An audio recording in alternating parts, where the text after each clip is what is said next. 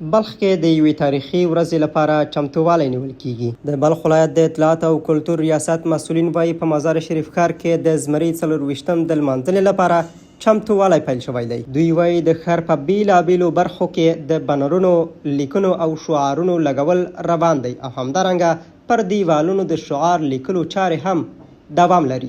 د اطلاعات او کلتور ریاست مسؤلین زیاتوي چې سږ کال د زمري 24 د مراسمو لپاره چمتووالی د تیرو کالونو په پرتله لا مخکې پیل شوی دی. دا کال په همدې مناسبت باندې 2 هفتې مخکې د ورځې یا د اسد 24 لپاره ترتیبات روان دي او د خلکو نظرات مو غوږ نیولی دی او دوی باندې مو عمل کړی.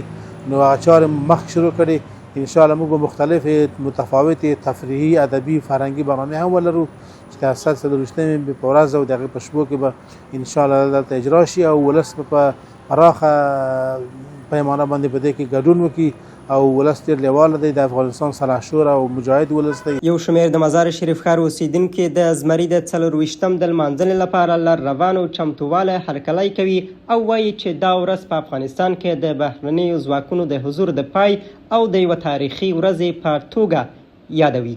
هغوی هیله څرګندوي چې دا مناسبت به د خلکو په پراخ ګډون سره ترسره شي.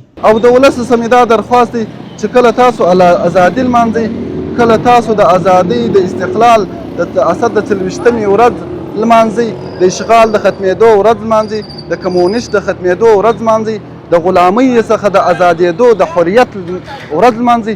باید په داسې کردار او په داسې اعمالو یې ادا کړئ چې هغه کردارونه او اعمال زموږ لپاره په یو ښه انداز تمام شي. الحمدلله روز 24 اسد نزدیک است. آمادگی‌ها برای استقلال افغانستان که ناتو و امریکا را شکست دادن شروع است. انشالله 24 اسد یک روز بسیار خاص. د زمري 24 په رانږدې کېدو سره مسؤلین وایي چې د ښار د سمبالولو او د دې ورځې د پروګرامونو لپاره هڅې به دوام ولري.